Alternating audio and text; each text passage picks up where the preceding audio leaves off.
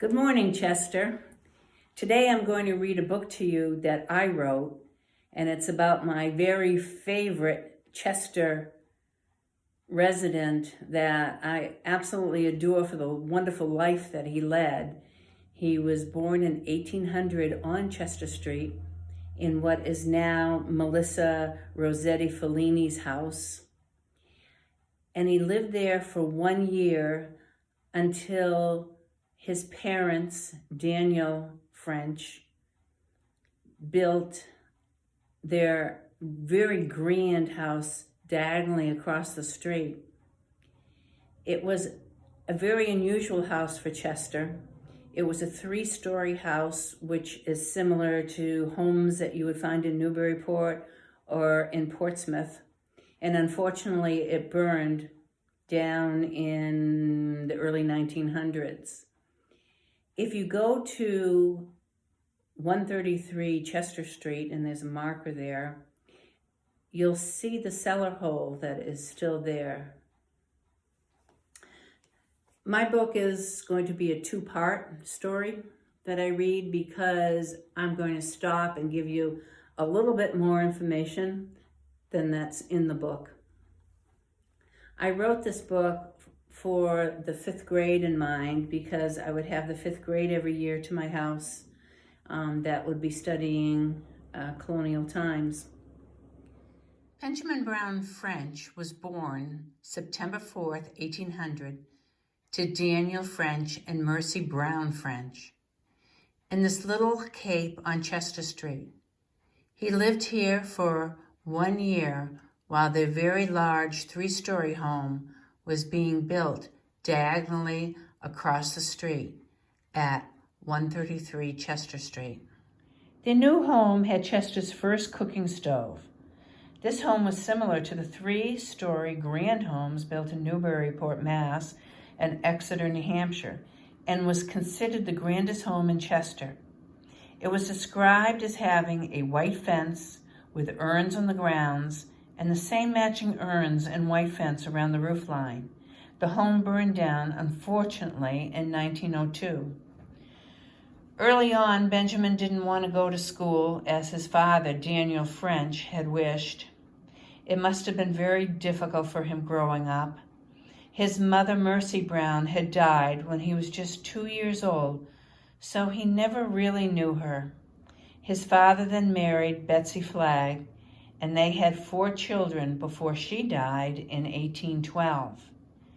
And before the year was out, Daniel married the 3rd time Betsy's widowed sister, Sarah Flagg Bell, and had 6 more children. Both sisters were the children of Josiah Flagg and the grandchildren of Chester's 2nd minister, Reverend Ebenezer Flagg. All of this happened by the time Benjamin was 12, and he was the oldest of 11 children. Benjamin was tutored at home and attended the district school. He later studied at Chester Academy, which was first located where Stevens Hall is now on 1 Chester Street. It was the desire of his father that he should enter college, which he did not do. For a very short time, he taught at Chester Academy and was remembered as a teacher who was able to discipline and have the students respect.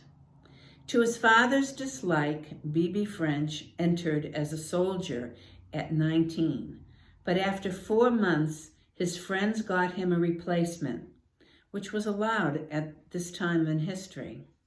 He returned home and attended North Yarmouth Academy, where he studied for 5 years and became a lawyer. And this is where Benjamin Browne French had met our only president from the state of New Hampshire, Franklin Pierce. In 1819, Chief Justice William Richardson from Portsmouth purchased a house on Chester Street across the street from the French home. William Richardson was elected to Congress, a U.S. attorney, and the Chief Justice of the State Supreme Court in New Hampshire in 1816. and held this office until his death. And you might remember the scarecrow on Chester Street that had a judge, and this was Chief Justice Richardson's house. He also served as a trustee to Pinkerton Academy. He was fluent in 3 languages and wrote 3 volumes on local government and poetry. The Honorable Daniel French, Benjamin Browne French's father, and Chief Justice Richardson were of different political parties and would have nothing to do with each other, despite living across the street from each other on Chester Street.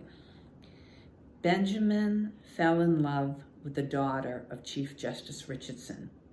Her name was Elizabeth Smith Richardson. On January 1st, 1825, Elizabeth married Benjamin Browne French. The 2 lovers left their living rooms, each with the excuse for fresh air.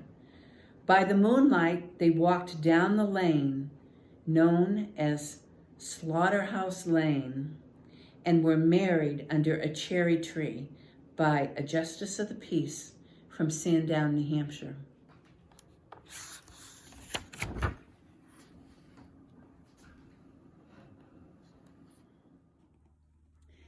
They each returned to their separate homes and kept their secret for a month. One afternoon, while walking down the street, they placed their wedding certificate on a windowsill and then ran away while Chief Justice Richardson was sitting in his office. Hours later, they returned and found written, "If my daughter is such a fool as to marry such a man in such a way, I have no comment to make, and I hereby send them my blessings." Benjamin and Elizabeth first moved to Sutton, New Hampshire, where he opened a small law practice. He then moved to Newport, New Hampshire, and served as clerk of the courts for Sullivan County.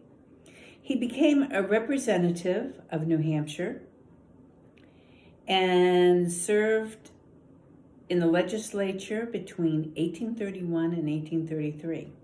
This is where he met another representative again, Franklin Pierce, later to become President Franklin Pierce. They became very good friends. Benjamin also became the owner and editor of a newspaper, the New Hampshire Spectator. Benjamin served in New Hampshire militia, which is where he earned the name Major B.B. French. His friend Franklin Pierce visited Chester many times and was heard saying that if ever I was interested in finding a young lady, I would come to Chester, New Hampshire, for it has the finest ladies around. And I think they still do. Benjamin made a move to Washington, D.C. in 1833, leaving Elizabeth for a month in Chester until he got settled. His move was in hopes of finding a better paying job. Benjamin's first job when he moved to Washington was for the federal government, first as an assistant clerk of Congress, and then he was promoted to clerk of Congress. Benjamin served as the treasurer of the Agricultural Society and president of the Republican Association, and he was also a Mason. He was later Grand Mason of the Knights of Templar. Benjamin's and Elizabeth's first child, Frances Orman French, was born in Chester in 1839. Later in life, their son Francis married Ellen Tuck of Exeter, the daughter of Amos Tuck. He graduated from Harvard in 1857, where he studied law and became the president of the Manhattan Bank. Francis and Ellen's daughter, Elsie French, married Alfred Vanderbilt, who died on the Lusitania. Benjamin Browne French built a home for his wife Elizabeth just steps behind the Capitol building. How fitting that after his death, the Library of Congress, which houses over 6,000 documents on B.B. French, would be built on the same location where he once lived. This is Benjamin and Elizabeth's home at 37 East Capitol Street in Washington, D.C. 2 years ago, this spring, I went to Washington, D.C. to do some research on Benjamin Browne French and put this 37 East Capitol Street in my GPS and looking for the home that he lived in. And there his home was gone and the Library of Congress now stood, which I do believe was very appropriate because it now houses 6,000 documents of Benjamin Browne French's. He made very wise investments which provided a better lifestyle than his government salary alone would have. He wrote poetry. Many of his poems were sung to music at the Chester Congregational Church here in Chester. Benjamin kept a journal his whole life. He wrote in his journal the love that he had for Chester, his great love for Elizabeth, and his frequent travels from Washington, D.C. to Chester. Even though he was living in Washington, he came back to Chester many, many times, sometimes once a month, because his family and his father and mother were still living here in Chester. Travel from Washington to Chester was not easy in the 1800s. He would start out on the Potomac River by taking a boat, then trains, and then a carriage or a wagon from Derry, New Hampshire to Chester. One entry he made in his journal described a screaming baby inside a Concord coach, and that he chose to sit on top with the driver. He described the beautiful homes on Chester Street and how his brother, Henry French, planted all the trees along the north side of the road. Benjamin spent a great deal of his time and effort campaigning for his friend Franklin Pierce's presidential election. Benjamin was very disappointed when in 1853 he was appointed Commissioner of Public Buildings by the now President Franklin Pierce. He had expected a higher position and never forgave Pierce for this. This is a photo of Benjamin Browne French overseeing the construction of the extension of the Capitol. As commissioner, he was responsible for the care of all the federal buildings in Washington, D.C. During this time, he oversaw the extension of the United States Capitol building and the construction of the Capitol Dome. The marble for the columns came from a quarry in Lee, Massachusetts.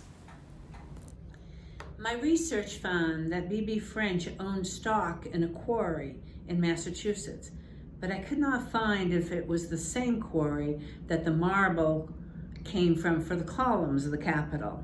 Could there have been a conflict of interest, even in the 1800s? Samuel F. Morse talked Benjamin into becoming the president of the Telegraph Company. Here, he was responsible for expanding the telegraph service in the United States. All of President Franklin Pierce's children had died young from disease. His last son, Benny, 8 years old, died in a train accident shortly before President Pierce's inauguration. A train actually jumped off the track and killed him. Mrs. Pierce went years into a depression and could not go to the White House to assume the position of First Lady.